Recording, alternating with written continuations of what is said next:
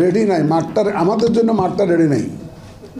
একটা মুভমেন্টের পরে আমরা দায়িত্ব পেয়েছি তো ক্রুশিয়াল টাইমে, এবং 15টা সংস্কার কমিশন কাজ করছে এখন যার জন্য আমরা রুলস অফ দি গেম কি হবে এটা আমরা ফিক্স করতে পারি না এখনো। যে কারণ একটা খেলা খেলতে গেলে আপনাকে তো rules of the game fix করতে হয়। রুলস অফ দি গেম যদি থাকে, খেলার নিয়ম কানুন যদি আগের থেকে ফিক্স করা থাকে, আপনি কমফোর্টেবলি খেলাটা পরিচালনা করতে পারেন। কিন্তু আমরা যে ইলেকশনটা করব এই আইন কানুন বিধিবিধান কিন্তু এখনও চূড়ান্ত অবস্থায় নাই, কারণ রিফর্মস কমিশনের রিপোর্টগুলো আসা শুরু করেছে। তো এখন এদের মধ্যে কতটুকু গ্রহণযোগ্য হয়, কতটুকু ইনকর্পোরেট করতে হবে, বিভিন্ন বিধিবিধানের মধ্যে ইনকর্পোরেট করতে হবে, এটা আমরা we are not still sure about it. আমাদের ইলেকট্রাল রিফর্মস কমিশনের পুরো রিপোর্টটাও কিন্তু আমরা পাই নাই। আমরা সারাংশ আপনাদের মতো যেটা পাবলিক ডোমেইনে পাওয়া যায় সেটুকু, তো আমাদের যা মতামত সেটুকুর ভিত্তিতে কিন্তু দিতে হচ্ছে। দেখেন ইলেকশনের মধ্যে কতগুলো টাইম কনজিউমিং বিষয় আছে। Number 1 is that voter registration, যেটা আমরা এখন তো আগের ভোটার লিস্ট নাই, এখন ভোটার রেজিস্ট্রেশন অনেক তথ্য নিয়ে করতে হয়। আগের দিনে হতো কি নাম, বাবার নাম, ঠিকানা লিখে দিলে ভোটার লিস্ট হয়ে গেল। এখন তো নানাবিধ তথ্য নিতে হয় আমাদের। It may be called a voter registration, not just the preparation of the voter list. তাহলে এই কাজটা আমরা টাইম কনজিউমিং হলেও এই কাজটা আমরা অলরেডি শুরু করে দিয়েছি, এবং আমরা টাইমটাকে এগিয়ে নিয়ে এসেছি যাতে করে আমরা উইদিন দ্য টাইম ফ্রেম যাতে কাজটা করতে পারি। আর একটা বড় কাজ হচ্ছে আমার ডিলিমিটেশন। কিন্তু ডিলিমিটেশনের জন্য আমরা প্রায় 1.5 শতাধিক আবেদন কিন্তু পেয়েছি, অভিযোগ পেয়েছি। তাদের যে কনস্টিটিউয়েন্সিগুলোকে ডিস্টার্ব করা হয়েছে 2008-এ বিশেষত, তারপর দিকেও হয়েছে। কিন্তু আমরা স্টাক হয়ে আছি কি জন্য? আমরা এগুলো ডিসপোজাল দিতে পারছি না। ওনারা নট অনলি ডিস্টর্টিং দি ডিলিমিটেশন, কিন্তু আইনের মধ্যেও এমনভাবে বাধা সৃষ্টি করা হয়েছে যাতে আমরা এই যেটা ফিক্স করতে না পারি। 2021 সালে আইনের মধ্যে একটা সংশোধনী আনা হয়েছে যাতে করে আমরা চাইলে কিন্তু ওই অভিযোগগুলো অ্যাড্রেস করতে পারতেছি না। এই আইনটা সংশোধন করতে হবে, ওইটুকু সংশোধন করতে হবে, আদারওয়াইজ ডিলিমিটেশনটা আমরা আটকে যাচ্ছি, মানুষের অভিযোগগুলো অ্যাড্রেস করতে আটকে যাচ্ছি। Then party registration, another time consuming process. ওরা যখন বলবে যে আমার 50টা অফিস আছে বিভিন্ন জায়গায়, আমার লোক পাঠাইয়ে ভেরিফাই করতে হবে, অনেক কিছু যাচাই বাছাই করতে হয়। Party registration is also very lengthy process. তারপর প্রকিউরমেন্ট যেটা আছে, ভিটামিন ও ফাইবার সমৃদ্ধ ফ্রেশ আটা ময়দা সুজি আপনাকে দিবে সুস্বাস্থ্যের নিশ্চয়তা। ফ্রেশ আটা ময়দা সুজি। প্রকিউরমেন্ট ভোটের জন্য অনেক কিছু প্রকিউর করা লাগে। এই যে আমাদের কিন্তু ইচ্ছা করলে রাতারাতি কিনতে পারি না, কারণ প্রকিউরমেন্ট ল আছে বাংলাদেশে। ওখানে প্রকিউরমেন্ট লতে প্রেসক্রাইব করা আছে, আপনি টেন্ডার দিবেন, কতদিন পরে খুলবেন, 28 দিন, মূল্যায়নের জন্য এতদিন, ওয়ার্ক অর্ডারের জন্য এতদিন, একদম টাইম ফিক্স করে দেওয়া আছে, আইনের মধ্যে দেওয়া আছে। ওটা আমি ইচ্ছা করলে কিন্তু টুইস্ট করতে পারবো না, কমাইতে পারবো না। সুতরাং এই procurement itself is a lengthy process.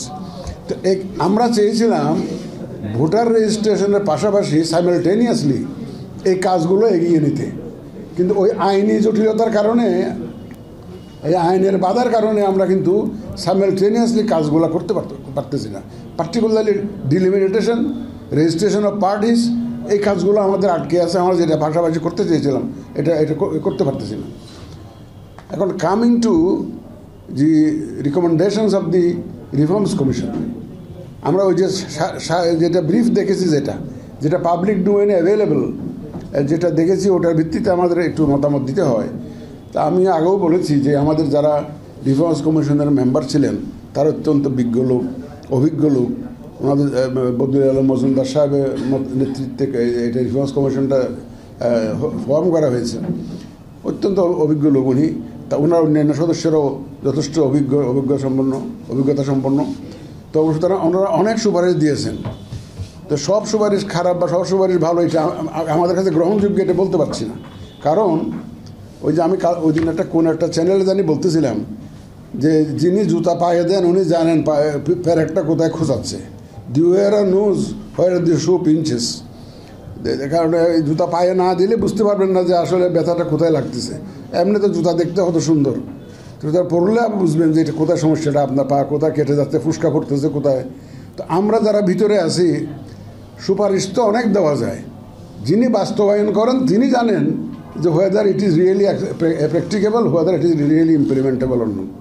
তো আমরা সেই দৃষ্টিকোণ থেকে আমরা রিভিউ করে দেখেছি, আমরা এই যে সারমর্মগুলো রিভিউ করে দেখেছি। দেখেন আমাদের নির্বাচন কমিশনের ম্যান্ডেটটা কী, কনস্টিটিউশনাল ম্যান্ডেটটা কী। নাম্বার ওয়ান হচ্ছে যে আমরা প্রেসিডেন্সিয়াল ইলেকশনটা করি। 2 নম্বর ম্যান্ডেট হচ্ছে যে আমরা পার্লামেন্টারি ইলেকশনটা করি। 3 নম্বর ম্যান্ডেট হচ্ছে আমরা ভোটার রেজিস্ট্রেশনটা, ভোটার লিস্টটা আমরা করি। 4 নম্বর হচ্ছে যে ডিলিমিটেশন এক্সারসাইজটা আমরা করি। অথবা অন্য কোনো আইনের দ্বারা যদি কোনো দায়িত্ব আসে, যেমন লোকাল গভর্নমেন্টের ইলেকশন, এটা কিন্তু কনস্টিটিউশন আমাদেরকে দেওয়া নেই।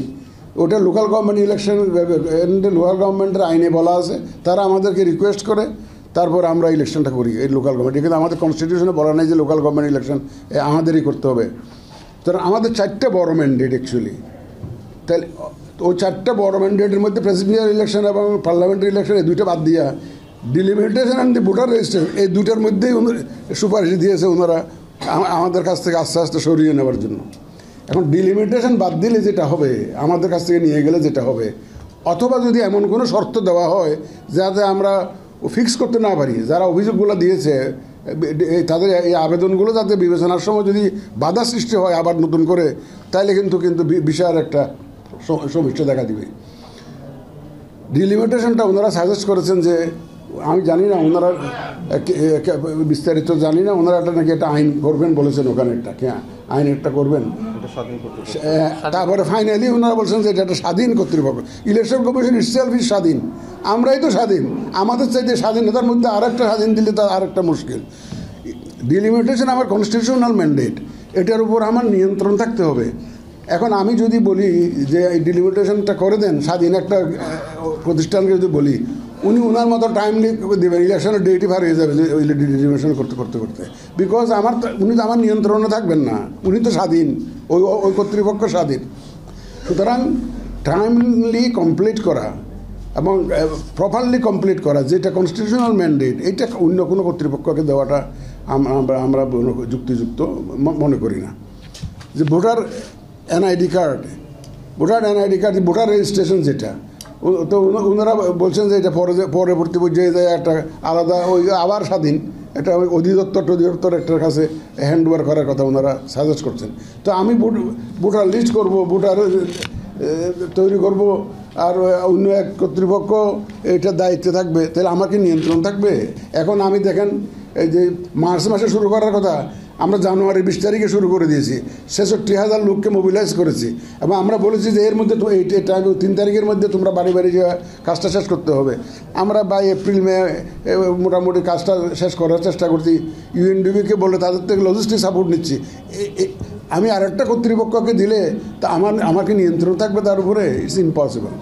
আমার কনস্টিটিউশন এই যে আমার যে ভোটার রেজিস্ট্রেশন অন্যের কাছে দিয়ে দেওয়া অথবা যে ডিলিমিটেশন অন্যের কাছে দেওয়া, এটা আমার নির্বাচন কমিশনের যে ম্যান্ডেট, কনস্টিটিউশনাল ম্যান্ডেট সম্পূর্ণ বিরুদ্ধে, স্পিরিটের বিরুদ্ধে। সুতরাং আমরা এটার আমাদের জন্য এটা এ ধরনের সুপারিশ গ্রহণযোগ্য না। এটা পরবর্তীতে তারা যদি সিদ্ধান্ত নেয় পলিটিক্যালি নেয়, কনস্টিটিউশন অ্যামেন্ডমেন্ট যদি করতে চায়, সেটা ভিন্ন প্রসঙ্গ। কিন্তু বর্তমান যে বিদ্যমান যে কনস্টিটিউশন সেটার অধীনে এবং ইলেকশন কমিশনের যে ম্যান্ডেট সেটা যদি থাকে আছে তো, সুতরাং আমি মনে করি যে এটা গ্রহণযোগ্য না। ওনারা আরেকটা সাজেস্ট করেছেন, দেখেন যে ইলেকশন কমিশনের যদি ব্যর্থ হয়ে যায়, শপথভঙ্গ হয়, পার্লামেন্টারি স্ট্যান্ডিং কমিটি তদন্ত করে 10 ইয়ারের পরে, আমি যখন 5 বছর পরে থাকবো না, তখন আমার পিছনে পার্লামেন্টারি স্ট্যান্ডিং কমিটির লোকজন তদন্ত করে প্রেসিডেন্টের কাছে সুপারিশ দিবে আমার বিরুদ্ধে ব্যবস্থা নেওয়ার জন্য। দেখেন, যখন আপনি থাকবেন না সরকারি চাকরিতে, তখন তো দেশের বিভিন্ন আইনে তো আইন আছে। তো আমার কেউ তো আইনের ঊর্ধ্বে না। আমি কেন XYZ প্রত্যেকটা নাগরিক কেউ আইনের ঊর্ধ্বে না। আমাদের বিভিন্ন অতীতে দেখা গেছে বিভিন্ন রাষ্ট্রপতি যারা ইমিউনিটি ভোগ করতেন চেয়ারে থাকার সময়, যখন চেয়ারে নাই তখন তো বিচার হয়েছে। তো অতীতে অনেক রাষ্ট্রপতিরও বিচার হয়েছে না, বিদ্যমান আইনে হয়েছে, নতুন আইন করা লাগে নাই। তো সুতরাং কেউ আইনের ঊর্ধ্বে নয়, আমরাও আইনের ঊর্ধ্বে নই। যখন আমরা থাকবো না, বিচার করার জন্য যথেষ্ট আইন আছে। পার্লামেন্টারি স্ট্যান্ডিং কমিটিকে যদি এই দায়িত্ব দেওয়া হয়, এখন ধরেন লোকাল গভর্নমেন্ট ইলেকশন আমাকে করতে হবে, যখন আমি করতে যাব ইউনিয়ন কাউন্সিল ইলেকশন বা পৌরসভার ইলেকশন, কোনো একজন সংসদ সদস্য আমাকে, পার্লামেন্টারি স্ট্যান্ডিং কমিটির সদস্য আমাকে রিকোয়েস্ট করলো যে আমার এই বুথের সেন্টারটা ওই জায়গাতে ওই স্কুলে নিয়ে আসেন, আমার বাড়ির পাশের স্কুলে নিয়ে আসেন। আমি মানলাম না, তো উনি তো বলেন যে আচ্ছা তারও 4 বছর যাক, পার হোক, তারপরে দেখা যাবে। এটা তো হবে। সুতরাং আমাদের স্বাধীনতা যেটা, এটা টোটালি খর্ব হবে, কম্প্রোমাইজড হয়ে যাবে যদি পার্লামেন্টারি স্ট্যান্ডিং কমিটির কাছে যায়। আমরা স্বাধীনভাবে কাজ করতে পারবো না তো। এবং আমি I can assure you, caretaker গভর্নমেন্টের অধীনে যেমনভাবে পার্লামেন্টারি ইলেকশন হবে, কেয়ারটেকার গভর্নমেন্ট না থাকলেও লোকাল গভর্নমেন্টের ইলেকশনটা একটা ইকুয়ালি কোয়ালিটি ইলেকশন আমরা ডেলিভার করতে পারবো, যদি আমাদের স্বাধীনতা অক্ষুণ্ণ থাকে। যদি আমাদের স্বাধীনতা অক্ষুণ্ণ থাকে, অ্যাটলিস্ট আমি যদি থাকি, স্বাধীনতা যদি অক্ষুণ্ণ থাকে, লোকাল গভর্নমেন্ট ইলেকশন আমরা একইভাবে একটা অত্যন্ত সুন্দর ইলেকশন আমরা করতে পারবো, যদি আমরা স্বাধীনভাবে কাজ করতে পারি। কিন্তু পার্লামেন্টারি স্ট্যান্ডিং কমিটির হেফাজতে দিয়ে দিলে এটি স্বাধীনতা খর্ব হবে। Our absolute independence granted by the constitution will be totally compromised. এটা আমাদের পক্ষে গ্রহণযোগ্য না। আরেকটা ওনার সুপারিশ দিয়েছেন, আমার এখানে ম্যান পাওয়ার কী হবে, বাজেট কী লাগবে ইত্যাদি দায়িত্ব আমরা প্রস্তাবগুলো দিব পার্লামেন্টারি স্ট্যান্ডিং কমিটির কাছে। This is not the proper forum. এটা তো কোনো অ্যাপ্রুভিং অথরিটি না, এরা ওভারসাইট বডি। আর মিনিস্টার ফাইন্যান্সকে বাদ দিয়ে কি আপনি বাজেট করতে পারবেন? ওনারা কি জানে বাজেটে কত টাকা আছে না আছে? কেউ তারা পার্লামেন্টারি স্ট্যান্ডিং কমিটির ম্যান্ডেট তো এই যে অ্যাডমিনিস্ট্রেটিভ অ্যাপ্রুভাল এগুলো তো ওনারা করবেন না। আর তাছাড়া ওই আবার সেই পার্লামেন্টারি স্ট্যান্ডিং কমিটির উপরে আমাদেরকে নির্ভরশীল করে ফেলা হবে। সুতরাং যেটা আমরা চাই না, আমরা কোনো পার্লামেন্টারি স্ট্যান্ডিং কমিটির উপর নির্ভরশীল হতে চাই না। আমাদের স্বাধীনতা অক্ষুণ্ণ রাখার জন্য এই জিনিসটা বাদ দিতে হবে। আরেকটা জিনিস দেখেন, নির্বাচন কমিশনের কিন্তু একটা ফুল ফ্লেজেড সেক্রেটারিয়েট আছে, headed by the senior secretary. অন্য মন্ত্রণালয়গুলো যেমন মন্ত্রণালয়, ইলেকশন কমিশনের অধীনে ঠিক অ্যাবসলিউটলি এরকম একটা উইথ ফুল অথরিটি একটা সেক্রেটারিয়েট আছে। এখন আমরা যদি 4জন কমিশনার এবং আমি বসে যদি সারাদিন ট্রান্সফার, পোস্টিং, প্রমোশন, তারপরে রিক্রুটমেন্ট এগুলো করব, নাকি পলিসি নিয়ে চিন্তা করব? ওনারা পরামর্শ দিচ্ছেন যে আমরা মিলিয়ে এগুলো করব, আমরা এই কাজগুলো আমরা যৌথভাবে করব। তাইলে আমাদের তো আসল কাজের তো এফেক্টেড হবে। আমাদের যেখানে একটা ফুল সেক্রেটারি আছে, হেডেড বাই সিনিয়র সেক্রেটারি, অন্যান্য মন্ত্রণালয়ে রিক্রুটমেন্ট যেভাবে হয়, অন্যান্য মন্ত্রণালয়ে প্রমোশন যেভাবে হয়, সরকারের বিধিবিধান আছে তো। সুতরাং সেভাবে তো আমাদের সেক্রেটারিয়েটের মাধ্যমে, এই secretariat is under my control. সুতরাং এখানে কোনো আমি মনে করি না, আমরা we are very quite comfortable with the existing system. এবং আমাদের যে বাজেট প্রপোজাল, তারপরে যে অর্গানাইজেশনাল স্ট্রাকচার যে সাবমিট করার যে প্রপোজাল, যেভাবে আমরা আছি, আমরা খুব কমফোর্টেবল আছি।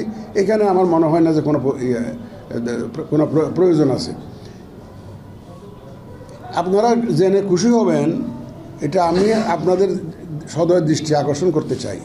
আমি এখানে দায়িত্ব নেওয়ার আগে পত্রপত্রিকায় দেখেছিলাম যে এখানে অনেক অনারারি নিয়ে অনেক ইরেগুলারিটিস হয়েছে। পত্রিকায় দেখেছিলাম, নিউজ হয়েছিল যে খুব অপব্যবহার হয়েছে অনারারিয়াম নিয়ে। আমরা কমিশনাররা, আমাদের 4জন কমিশনার এবং আমরা সিদ্ধান্ত নিয়েছি যে এই ইলেকশন কমিশনের অধীনে যত মিটিং হবে, যত ট্রেনিং হবে, যত ওয়ার্কশপ হবে, যত সেমিনার হবে, এগুলো তো আমারই কাজের অংশ, আমারই দায়িত্বের অংশ। আমার লোকজনকে ট্রেনিং দেওয়া তো আমারই দায়িত্ব। এটা আবার আমার এক্সট্রা টাকা কিসের? আমি যখন একটু ট্রেনিং দেবো আমার লোকগুলোকে, এটা তো আমার দায়িত্বের মধ্যেই পড়ে। আমি যখন ফিল্ডে যাচ্ছি একটা সেমিনার অ্যাটেন্ড করতে, চিফ গেস্ট হিসাবে না হয়ে গেলাম আর কি, কিন্তু গেলাম, এটার জন্য কি আমার আলাদা পেমেন্ট লাগবে? সুতরাং উই হ্যাভ ডিসাইডেড যে আমরা 4জন ইলেকশন কমিশনার এবং আমরা এর জন্য কোনো রকমের কোনো অনারারিয়াম, ট্রেনিংয়ের জন্য, সেমিনারের জন্য, ওয়ার্কশপের জন্য কোনো ধরনের অনারারিয়াম আমরা নিব না। আমার 4জন কমিশনারও নেবে না, আমিও নেব না। এইটাই সিদ্ধান্ত অলরেডি হয়ে গেছে। এটাও রিফর্মস কমিশনের সুপারিশ ছিল এটা রিভিউ করার জন্য। এটা বাস্তবায়ন করে ফেলেছি তো আমরা অলরেডি ডিসিশন নিয়ে নিচ্ছি। প্লাস আমাদের অফিসিয়ালসরা যারা ট্রেনাররা বা আমাদের যে presiding officer, pulling officer, assistant presiding officer, এদের বিরুদ্ধে ওনারা অভিযোগ করেছেন যে বেশি টাকা পয়সা নিয়ে গেছে, ম্যাজিস্ট্রেটরা অনেক টাকা পয়সা নিয়ে গেছে। আমরা একটা কমিটি করে দিয়েছি, headed by the additional secretary, to review this honorarium structure. এই যে এক্সট্রা পেমেন্ট যে দেয় ইলেকশনের সময়, এটা রিভিউ করার জন্য। এটা আমরা কোনো এই রিভিউ করার পরে ওদের একটা রিপোর্ট পেলে then it will be easy for us to take decisions on that. এটা একটা মোটামুটি রিফর্মস কমিশনের পরামর্শ, এটা আমরা বাস্তবায়ন করে ফেলেছি। তাহলে দুটো গেল, আমরা নিজেরা নিব না, এটা হয়ে গেল। তারপর কমিটি করে দিয়েছি রিভিউর জন্য, এটা কিন্তু সুপারিশ, তাদের সুপারিশ আমরা বাস্তবায়ন করেছি। আর সবথেকে বড় যেটা ওনাদের সুপারিশ ছিল যে ওই এনআইডিটা আমাদের এখানে নিয়ে আসা, হোম মিনিস্ট্রিতে থেকে এখানে নিয়ে আসা। একটা আইন হয়েছিল যে আপনারা জানেন, এনআইডি অ্যাক্ট 2023, এটা হোম মিনিস্ট্রির অধীনে নিয়ে যাওয়া হয়েছিল। আমাদের এখানকার অফিসিয়ালরা অনেক আন্দোলন সংগ্রাম করেছে, অনেক তদবির করেছে, অনেক দৌড়াদৌড়ি করেছে, এটা হয় নাই। ওনারা সুপারিশ দিয়েছিল, আল্লাহর রহমতে we have been able to get it scrapped. এটা আমরা সক্ষম হয়েছি খুব দ্রুত এটা করাতে সক্ষম হয়েছি, because we had the full support of the advisory council and the government. আমাদের সরকার আমাদেরকে পূর্ণ সমর্থন দিয়েছে। Even you will be surprise to know, যারা স্বরাষ্ট্র মন্ত্রণালয় চালান বর্তমানে টপ লেভেলের অ্যাডভাইজার, ওনারা এক বাক্যে বলেন যে না, এটা আপনাদের কাছে থাকা উচিত। অথচ দেখেন আগে যুদ্ধ করে ট্রেনে হিসড়ে নিয়ে গেছে, আর বর্তমানে বললো যে এটা আপনাদের কাছে থাকা উচিত, এটাই যুক্তিযুক্ত। সুতরাং we have no objection taking it away by the election, taking it back by the election commission. ওনারাও সহযোগিতা করেছেন। আমরা উপদেষ্টা পরিষদকে ধন্যবাদ জানাই ওনাদের এই সহযোগিতার জন্য। তো যা হোক, সুতরাং বলতে গেলে 3টা সুপারিশ অলরেডি কিন্তু আমরা বাস্তবায়ন করেছি। তো অনেকগুলো ছোটোখাটো আরও সুপারিশ আছে ওনাদের, আমরা তো বিস্তারিত পেলে তখন আমরা একটা আমাদের মতামত দিতে পারবো। বর্তমান যেটুকু আমরা সারাংশ ব্রিফ পেয়েছি, সেটার ভিত্তিতে আমরা কিন্তু আমাদের মতামত জানাতে পারি, এর বাইরে না। তবে আমরা শুনেছি আমাদের ওনাদের ব্রিফের মধ্যে একটা বলা আছে যে ওনারা ওই যে একটা আইনের একটা খসড়া দিয়েছেন বলছেন বোধহয়, এটা বোধহয় ডিলিমিটেশনের জন্য নাকি কমিশন গঠনের, ফরমেশন অফ দি কমিশন। এটা কি দিয়েছেন আমি জানি না, যে কমিশন কীভাবে গঠন হবে। এই কোনো ল এই ধরনের হতে গেলে দেয়ার আর 2 থিংস মনে রাখতে হবে আপনাদের। আমার জন্য আইন বানাইলে আমাকে জানাইতে হবে, নাম্বার 1। নাম্বার 2, দেশের জনগণকে জানাইতে হবে, কারণ আইন বানানোর একটা প্রসিডিউর আছে। এটা আপনাকে ওয়েবসাইটে দিতে হয়, ওয়েবসাইটে দেশের মানুষ যাতে মতামত দিতে পারে। It is a long time consuming process. এইভাবে যদি টাইম কিল হয়, কারণ ইউ রিমেম্বার আমাদের মাননীয় প্রধান উপদেষ্টার কিন্তু একটা টাইম লাইন দেওয়া আছে ইলেকশনের, উইথ মিনিমাম রিফর্ম উনি ডিসেম্বর বলেছেন, আর যদি একটু মেজর রিফর্ম করতে হয় উনি জুন মাস বলেছেন। কিন্তু দেখেন আমাদের এখানে জুন মাস বর্ষাকাল, জুন মাসে তো ইলেকশন সাধারণত আমরা তো অতীতে দেখি নাই এরকম যে বর্ষাকালে ইলেকশন হতে। সুতরাং এই উইন্ডোটা আমাদেরকে মাথায় রাখতে হবে। আর একটা জিনিস খেয়াল রাখবেন আপনারা, if election has to be held in December, অন্তত 2 মাস আগে তো আমাকে শিডিউল ঘোষণা করতে হবে। 1.5-2 মাস আগে শিডিউল ঘোষণা করতে হবে না? নমিনেশন পেপার ফাইল করো, স্ক্রুটিনি করো, উইথড্র করো, ওনারা আবার আপিল করবেন, আবার ক্যাম্পেইনের জন্য 21 দিন সময় দাও। এই করতে করতে তো 2 মাস, তার মানে আমি অক্টোবর পর্যন্ত পাচ্ছি সময়।